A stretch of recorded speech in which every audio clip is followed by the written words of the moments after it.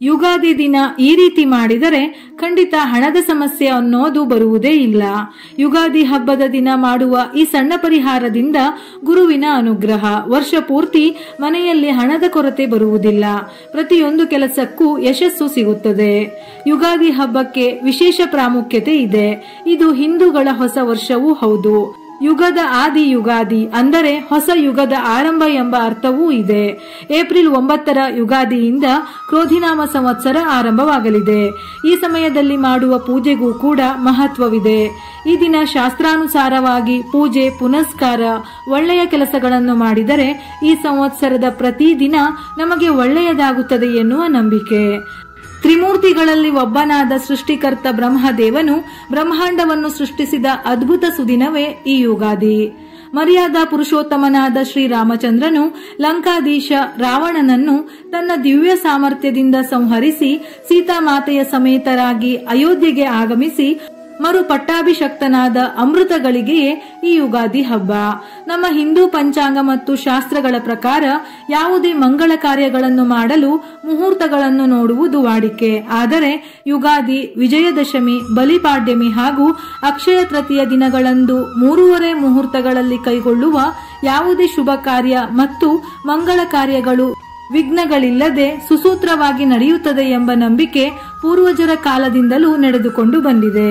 ಯುಗಾದಿ ಹಬ್ಬದ ದಿನ ನಾವು ಯಾವ ರೀತಿಯಾಗಿ ದಿನವನ್ನು ಆರಂಭಿಸುತ್ತೇವೋ ಅದೇ ರೀತಿ ಇಡೀ ವರ್ಷ ನಮ್ಮ ದಿನಗಳನ್ನು ಕಳೆಯುತ್ತೇವೆ ಎನ್ನುವ ನಂಬಿಕೆ ಇದೆ.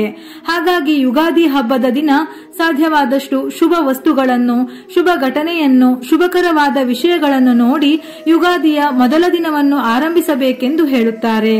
ಹಾಗೆಯೇ ಯುಗಾದಿ ಹಬ್ಬದ ದಿನ ಅರಿಶಿನದ ಕೊಂಬಿನಿಂದ ಈ ಒಂದು ಸಣ್ಣ ಕೆಲಸವನ್ನು ಮಾಡಿದರೆ ಸಾಕು. ವಿಶೇಷವಾಗಿ ವರ್ಷ ಪೂರ್ತಿ ಮಾಡುವಂತಹ ಪ್ರತಿಯೊಂದು ಕೆಲಸ ಕಾರ್ಯಗಳಲ್ಲಿ ಕೂಡ ಗುರುವಿನ ಅನುಗ್ರಹ ನಿಮಗೆ ಪ್ರಾಪ್ತಿಯಾಗುತ್ತದೆ.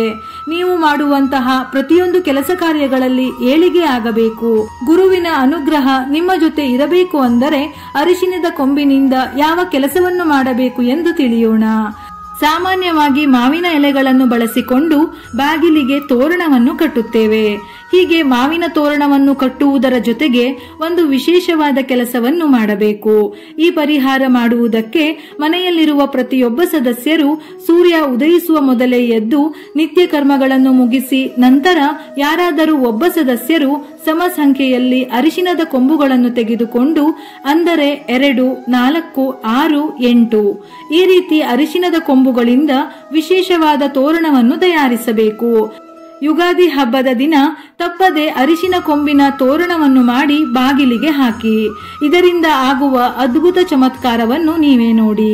ಈ ತೋರಣವನ್ನು ತಯಾರಿಸುವಾಗ ಒಂದು ತಟ್ಟೆಯಲ್ಲಿ ಸ್ವಲ್ಪ ಅರಿಶಿನ ಮತ್ತು ನೀರನ್ನು ಹಾಕಿ ಗಂಧದ ಹದದಲ್ಲಿ ಲೇಪನವನ್ನು ತಯಾರಿಸಿ 5 ಎಳೆ ಅಥವಾ 9 ಎಳೆಯ ಹೂವು ಕಟ್ಟುವ ದಾರಕ್ಕೆ ಅರಿಶಿನದ ಲೇಪನವನ್ನು ಹಚ್ಚಿ ನಂತರ ಅರಿಶಿನದ ಕೊಂಬನ್ನು ಹೂವನ್ನು ಕಟ್ಟುವ ರೀತಿಯಲ್ಲಿ ಕಟ್ಟಬೇಕು.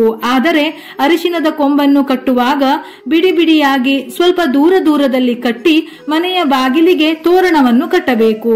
ಈ ತೋರಣವನ್ನು ಕಟ್ಟುವಾಗ ಗುರುವಿನ ಅನುಗ್ರಹದಿಂದ ನಮ್ಮ ಮನೆಗೆ ಒಳ್ಳೆಯದಾಗಲಿ, ವರ್ಷ ಪೂರ್ತಿ ಶುಭವಾಗಿರಲಿ, ಧನ ಧಾನ್ಯ ಸಂಪತ್ತು ಸುಖ ಸಂತೋಷ ನೆಮ್ಮದಿ ವೃದ್ಧಿಯಾಗಲಿ ಎಂದು ಪ್ರಾರ್ಥಿಸಿ ಸಂಕಲ್ಪ ಮಾಡಿ ಕಟ್ಟಬೇಕು. ಮಾವಿನ ತೋರಣವನ್ನು ಕಟ್ಟುವ ಜಾಗದಲ್ಲಿ ಅದರ ಜೊತೆಗೆ ಅರಿಶಿನದ ಕೊಂಬಿನ ತೋರಣವನ್ನು ಸಹ ಕಟ್ಟಬೇಕು. ಅರಿಶಿನದ ಕೊಂಬಿನ ತೋರಣ ಒಣಗುವ ತನಕ ಇದನ್ನು ತೆಗೆಯಬಾರದು. ಸಂಪೂರ್ಣವಾಗಿ ಒಣಗಿದ ನಂತರ ಮನೆಯ ಹತ್ತಿರ ಇರುವ ಯಾವುದಾದರೂ ಗಿಡ, ತೆಂಗಿನ ಮರ ಅಥವಾ ಯಾರು ತುಳಿಯದಂತಹ ಸ್ಥಳದಲ್ಲಿ ಇದನ್ನು ಹಾಕಬೇಕು. ತೋರಣವನ್ನು ಮನೆಯ ಮುಖ್ಯ ದ್ವಾರ ಅಥವಾ ದೇವರ ಮನೆಯ ಬಾಗಿಲಿಗೂ ಕೂಡ ಕಟ್ಟಬಹುದು. ಮುಖ್ಯವಾಗಿ ಅರಿಶಿನದ ಕೊಂಬಿನ ತೋರಣವನ್ನು ಮಾಡುವಾಗ ಸಮ ಸಂಖ್ಯೆಯಲ್ಲಿ ಅರಿಶಿನದ ಕೊಂಬನ್ನು ಉಪಯೋಗಿಸಬೇಕು ಎನ್ನುವುದನ್ನು ಮರೆಯಬೇಡಿ. ಇದರಿಂದ ಗುರುಬಲ ಹೆಚ್ಚಾಗುತ್ತದೆ. ವೈಜ್ಞಾನಿಕವಾಗಿ ಕ್ರಿಮಿಕೀಟಗಳು ಮನೆಗೆ ಬಾರದಂತೆ ಇದು ತಡೆಯುತ್ತದೆ. ಯುಗಾದಿಯ ದಿನ ಅರಿಶಿನ ಕೊಂಬಿನ ತೋರಣವನ್ನು ಕಟ್ಟುವುದರಿಂದ ಶುಭ ಕಾರ್ಯಗಳು ನಡೆಯುತ್ತವೆ. ಈ ದಿನ ಬೆಳಿಗ್ಗೆ ಗೋಮಾತೆಗೆ ಅರಿಶಿನ ಕುಂಕುಮ ಹಚ್ಚಿ ಒಂದು ತಟ್ಟೆಯ ತುಂಬ ತೊಳೆದ ಅಕ್ಕಿ, 3 ಅಚ್ಚು ಬೆಲ್ಲದ ಜೊತೆಗೆ ಬಾಳೆಹಣ್ಣನ್ನು ತಿನ್ನಿಸಿ ಆಶೀರ್ವಾದವನ್ನು ಪಡೆಯಬೇಕು. ಇವುಗಳ ಜೊತೆಯಲ್ಲಿ ಗುರುವಾರ, ಶುಕ್ರವಾರ, ಶನಿವಾರ, ಸೋಮವಾರ ಈ ದಿನಗಳಲ್ಲಿ ಹುಟ್ಟಿದವರು ಯುಗಾದಿ ಹಬ್ಬದ ದಿನ ಕೆಲವು ಪರಿಹಾರಗಳನ್ನು ಮಾಡಬೇಕು. ಸೋಮವಾರ ಹುಟ್ಟಿದವರು ಸ್ಫಟಿಕ ಲಿಂಗಕ್ಕೆ ಹಸುವಿನ ಹಾಲಿನಿಂದ ಅಭಿಷೇಕ ಮಾಡಬೇಕು ಹಾಗೂ ಪ್ರತಿ ಹುಣ್ಣಿಮೆಯ ದಿನ ಶಿವನಿಗೆ ಅಭಿಷೇಕ ಮಾಡಬೇಕು. ಗುರುವಾರದ ದಿನ ಹುಟ್ಟಿದವರು ತಮ್ಮ ಮನೆಯ ಕುಲದೇವರ ಪೂಜೆಯನ್ನು ಮಾಡಬೇಕು. ಸಾಧ್ಯವಾದರೆ ಯುಗಾದಿಯ ದಿನ ಮನೆಯಲ್ಲಿ ಪೂಜೆ ಸಲ್ಲಿಸಿ ಅಖಂಡ ದೀಪವನ್ನು ಹಚ್ಚಬೇಕು. ಶುಕ್ರವಾರದ ದಿನ ಹುಟ್ಟಿದವರು ಯುಗಾದಿ ಹಬ್ಬದ ದಿನ ಬೇಳೆ ಹಾಗೂ ಬೆಲ್ಲದಿಂದ ಪಾಯಸವನ್ನು ಮಾಡಿ ಮನೆಯಲ್ಲಿರುವ ದೇವರಿಗೆ ಸ್ವಲ್ಪ ನೈವೇದ್ಯ ಮಾಡಿ ಉಳಿದಿರುವ ಪಾಯಸವನ್ನು ನಿಮಗೆ ಇಷ್ಟವಾದ ದೇವಸ್ಥಾನಕ್ಕೆ ಹೋಗಿ ಅಲ್ಲಿಯೂ ಕೂಡ ದೇವರಿಗೆ ಪಾಯಸವನ್ನು ನೈವೇದ್ಯ ಮಾಡಬೇಕು. ಶನಿವಾರದ ದಿನ ಹುಟ್ಟಿದವರು ವೆಂಕಟೇಶ್ವರ ಸ್ವಾಮಿ ದೇವಸ್ಥಾನಕ್ಕೆ ಹೋಗಿ ದರ್ಶನ ಮಾಡಿ ಅಭಿಷೇಕವನ್ನು ಮಾಡಿಸಬೇಕು. ಹೀಗೆ ಮಾಡುವುದರಿಂದ ಯುಗಾದಿ ಹಬ್ಬದ ದಿನದಿಂದ ಮಾಡುವ ಎಲ್ಲಾ ಕೆಲಸಗಳಿಗೆ ಅಡೆತಡೆಗಳೆಲ್ಲ ನಿವಾರಣೆಯಾಗಿ ಯಶಸ್ಸು ಪ್ರಾಪ್ತಿಯಾಗುತ್ತದೆ. ಅವರ ಮುಂದಿನ ಜೀವನವೇ ಬದಲಾಗುತ್ತದೆ. ಹಿಂದೆ ಅನೇಕ ಕಷ್ಟಪಟ್ಟಿದ್ದರೂ ಅದೆಲ್ಲವೂ ಕೂಡ ದೂರವಾಗಿ ಉತ್ತಮ ಜೀವನ ಇವರದ್ದಾಗುತ್ತದೆ.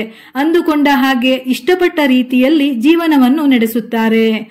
ಯುಗಾದಿ ಹಬ್ಬದ ದಿನ ಒಳ್ಳೆಯ ಕೆಲಸ ಪರಿಹಾರಗಳನ್ನು ಮಾಡುವುದರಿಂದ ಹಣಕ್ಕೆ ಸಂಬಂಧಿಸಿದ ಯಾವುದೇ ರೀತಿಯ ಸಮಸ್ಯೆಗಳು ಬರುವುದಿಲ್ಲ.